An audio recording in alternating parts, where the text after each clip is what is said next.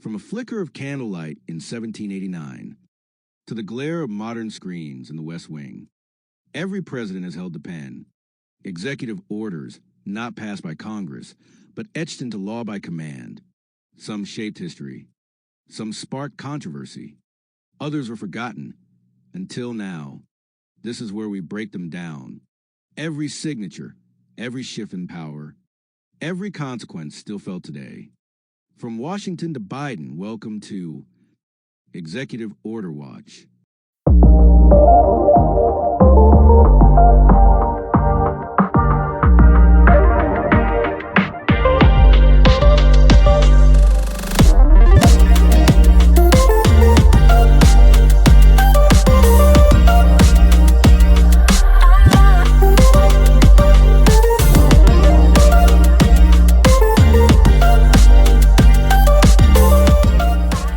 Democracy, we live for it. For democracy, we fight for it. For democracy, we've died for it. And for democracy, we watch it.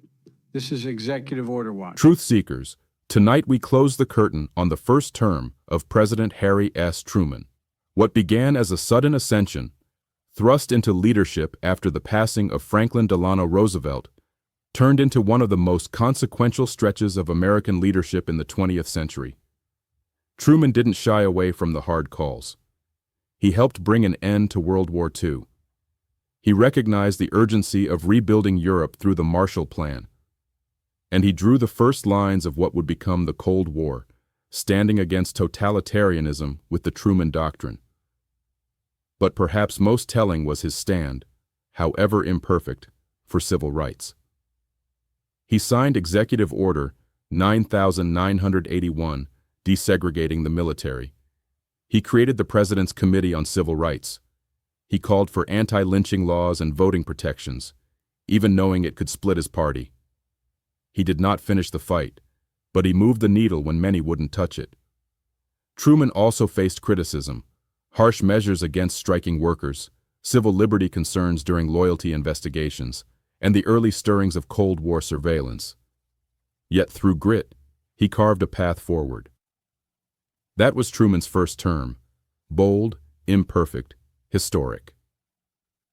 And now, it's time to check back in with President Joe Biden, who's been helping us understand what those moments meant then and what they mean now. President Biden, take us forward. Thank you, millions. You know, when I think about President Harry S. Truman, I don't just see a man of history. I see a man of consequence. He didn't come from privilege. He didn't graduate from the Ivy League, but what he had, what he carried, was something more powerful: backbone, integrity, and an unwavering sense of duty. He took the weight of the presidency in the most uncertain hour at the tail end of a world war, and he didn't flinch. He ended the war in the Pacific. But more than that, he helped shape a world where America stood for something larger than itself. He fought for NATO, for economic recovery, and for a foreign policy rooted in principle, not just power. And at home, he said no more second-class citizenship for our black service members. He said we needed a moral reckoning with segregation. That wasn't popular, that wasn't safe, but that was right. Civil rights, global leadership, the power of executive action. So much of what modern presidents do today rests on foundations Truman laid. When I've signed orders to protect workers, advance equality, or defend democracy, I've often thought about the buck stopping here. That line didn't come from a speechwriter. It came from Truman's desk. His courage reminds us, progress doesn't always come fast, but it comes when leaders are willing to face the storm and keep moving forward. And so, with gratitude for where we've been and eyes on where we're going, let's step into the next chapter. Let's continue this journey. The floor is mine. Let's go. My fellow Americans, 1949. Now that was a year of turning points. I had just been sworn in for my first full term as president after what many called the greatest political upset in our history. But I wasn't here for celebration. I was here to finish the job we started. This nation was tired from war, tired from economic uncertainty, but it was also hopeful that the promise of democracy could stretch across oceans and into every home. We were rebuilding not just America, but the very idea of a free world. That year, we saw the formal creation of NATO, the North Atlantic Treaty Organization. It was a historic alliance. We told the world that if any one of us was attacked, we would all stand together. That's peace through strength. That's deterrence with purpose. That's democracy holding the line. At home, we focused on expanding the fair deal, my blueprint to build a stronger, fairer society. I pushed for national health insurance, better housing, civil rights protections, and full employment. Not everything passed. Congress didn't always see eye to eye with me, but we made progress. Minimum wage was raised. Social Security coverage expanded. We laid the groundwork for public housing and infrastructure investments. But there were dark clouds, too. In August, the Soviets shocked the world by testing their first atomic bomb. That moment changed everything. The arms race was no longer theoretical. It was real, and we had to act with resolve and caution. Then came China, falling under communist control, a massive shift in the balance of power. It sent ripples through every corridor of Washington and every home that feared for our future. But through it all, I governed with the same conviction I had when I took office in '45, that the buck stops here. I listened, I led, I made mistakes, but I never backed away from the duty that came with this office. So that was 1949, a year of decisions, a year of alliances, a year when America looked at the world not with fear, but with resolve and said, we're not backing down. And soon, I'll walk you through the executive actions I took to shape that year. But first, take this moment, reflect on where we were and why we stood tall. Thank you. Executive orders.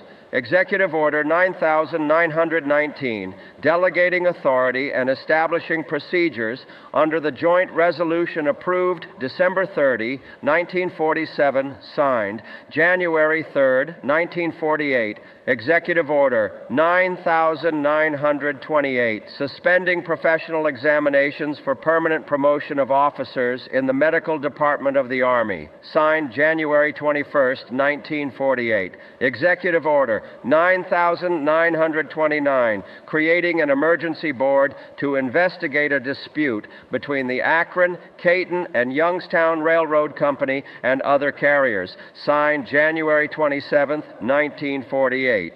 Executive Order 9930, authorizing and directing the publication of the 1949 edition of the Code of Federal Regulations, signed February 4, 1948.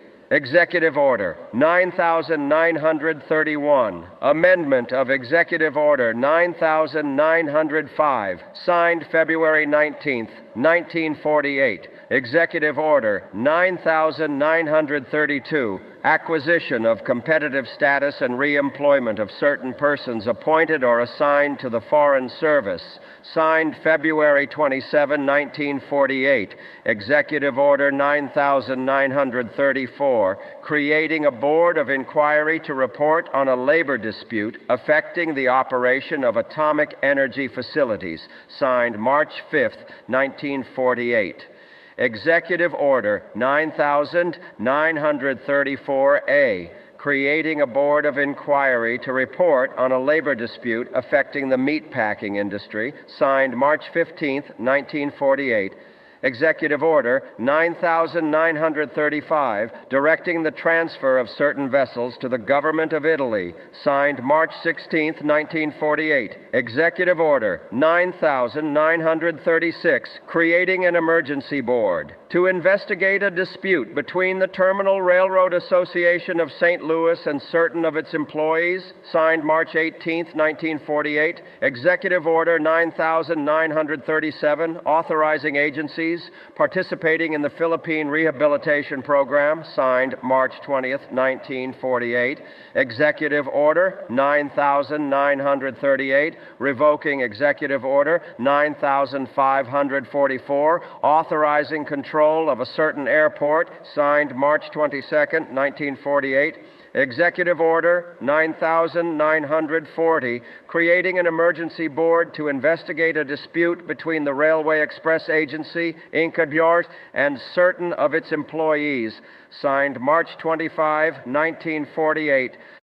Executive Order 9941, authorizing the Secretary of State to prescribe Foreign Service Retirement Disability System rules, signed March 26, 1948. Executive Order 9942, providing for the performance of certain functions. Under the Rubber Act of 1948, signed April 1, 1948. Executive Order 9943, providing for carrying out the Foreign Assistance Act of 1948, signed April 9, 1948.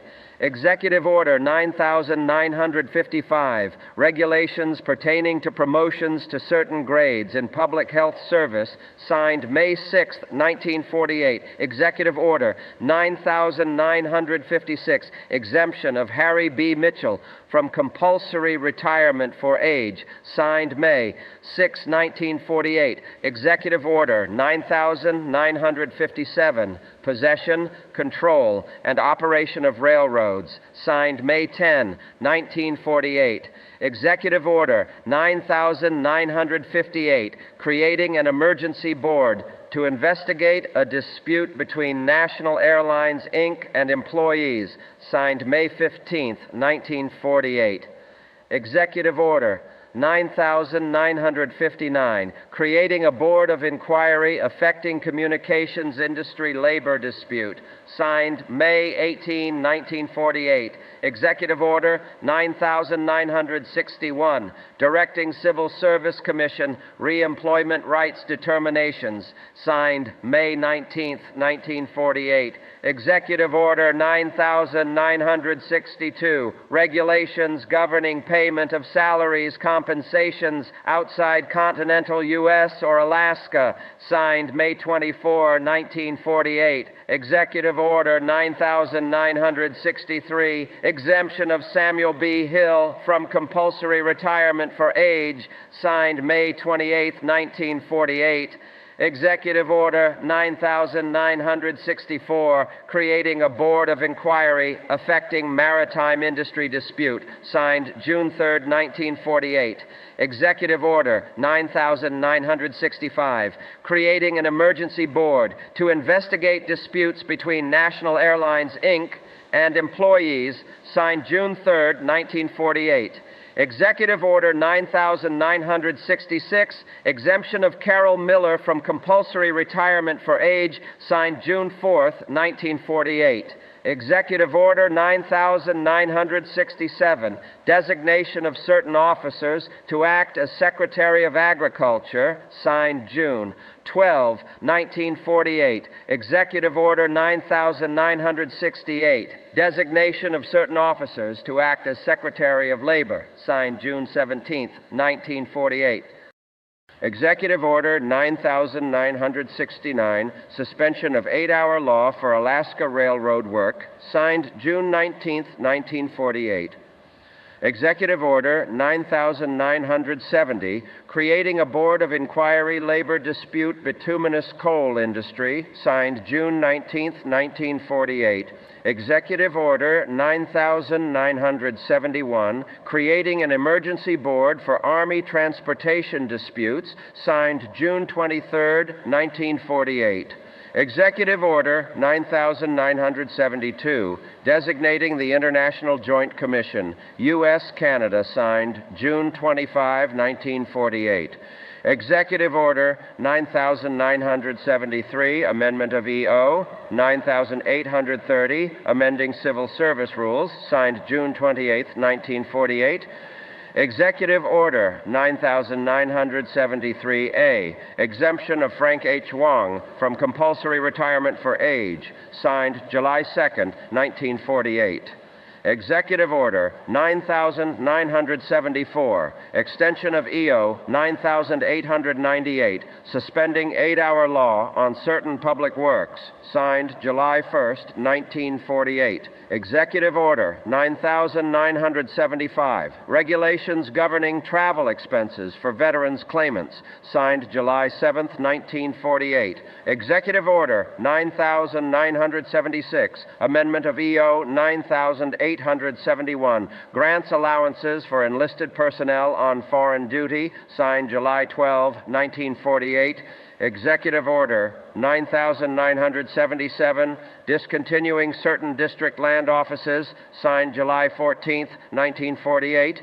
Executive Order 9978, transfer of district land offices to Boise, Idaho, signed July 17, 1948.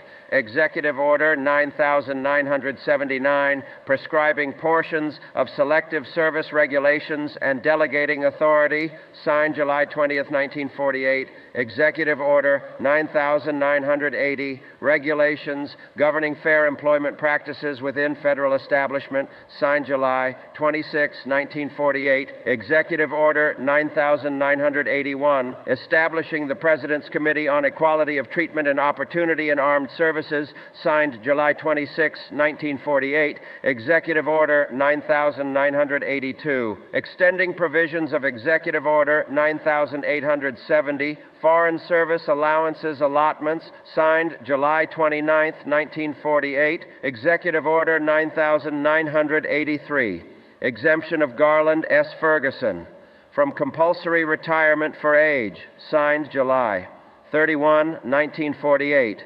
Executive Order 9984, clothing regulations for enlisted personnel, Navy, Coast Guard, signed July 31, 1948. Executive Order 9985, appointment of Mrs. Margaret E.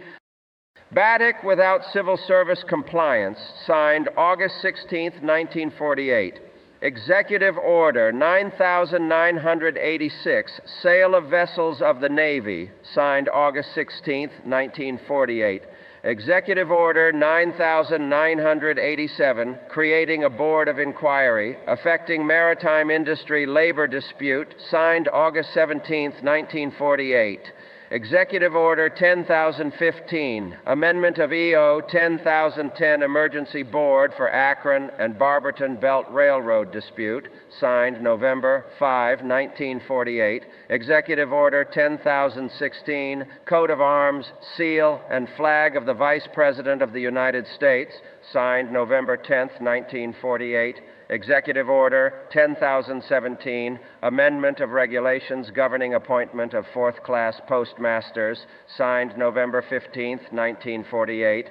Executive Order 10019, excusing federal employees from duty 1/2 day on December 24, 1948, signed December 24, 1948.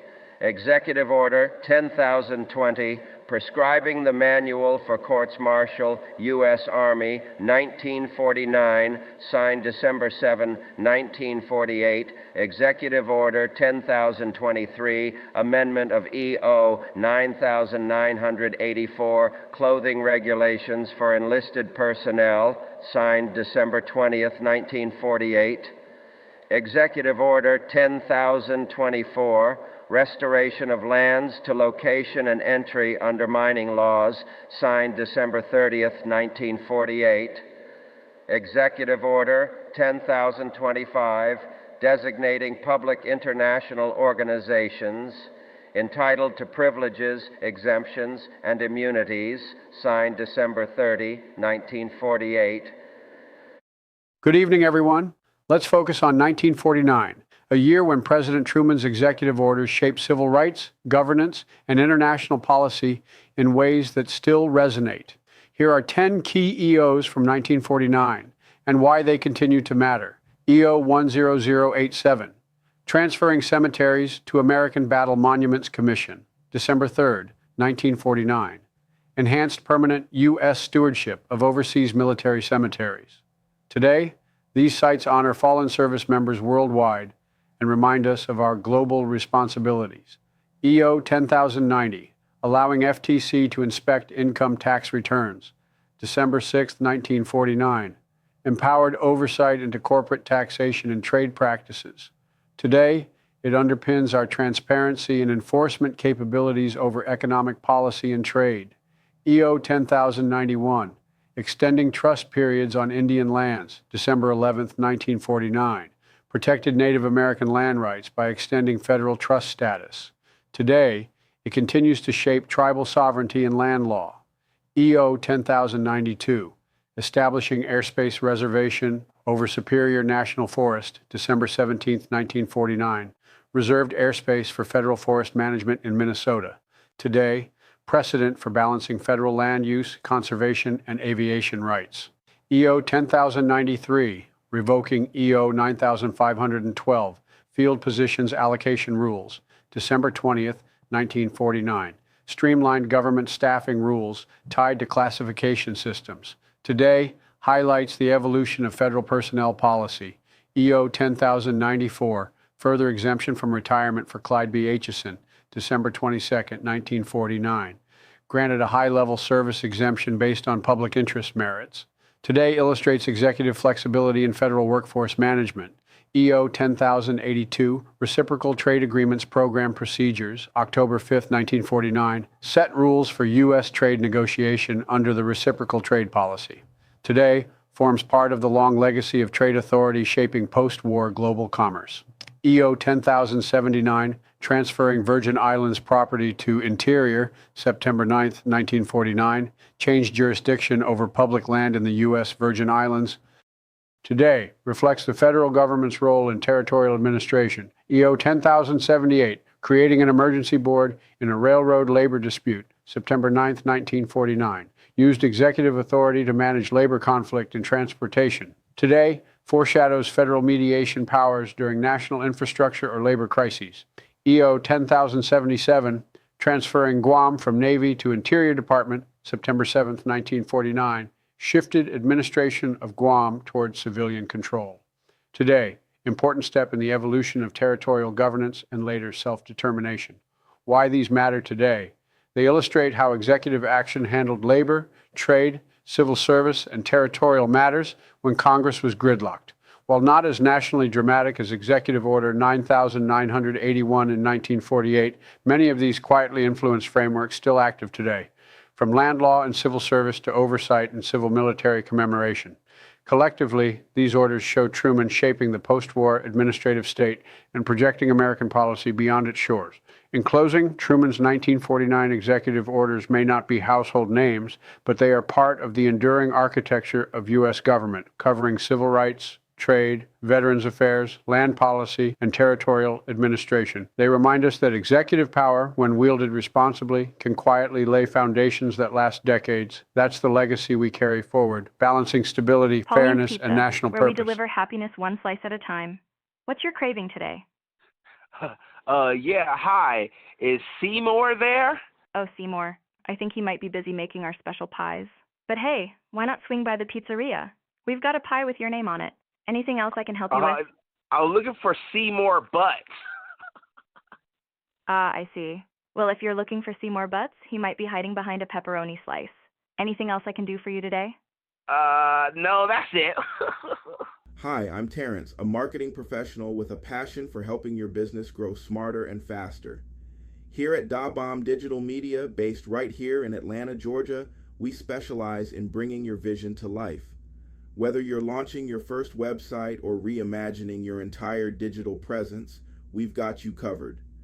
From modern website design and search engine optimization to setting up your own AI-powered agency tools, we deliver innovative solutions that keep you ahead of the curve. Ready to unlock your business's full potential? Let's build something remarkable together. For more information, visit our YouTube channel. Just search DaBomb Digital Media on YouTube and start exploring tips, success stories, and everything you need to elevate your brand. Some write history with blood, some with laws, but the sharpest stroke comes from the pen. Executive power ain't just a tool, it's a weapon wielded by the few, affecting the many. They sign it, we live it. They order it, we obey it. Here, watching, digging, remembering, from the plantation to the proclamation, from internment camps to civil rights stands, from surveillance laws to student loan draws. Order can change your life, and you might not even know it, but now you do.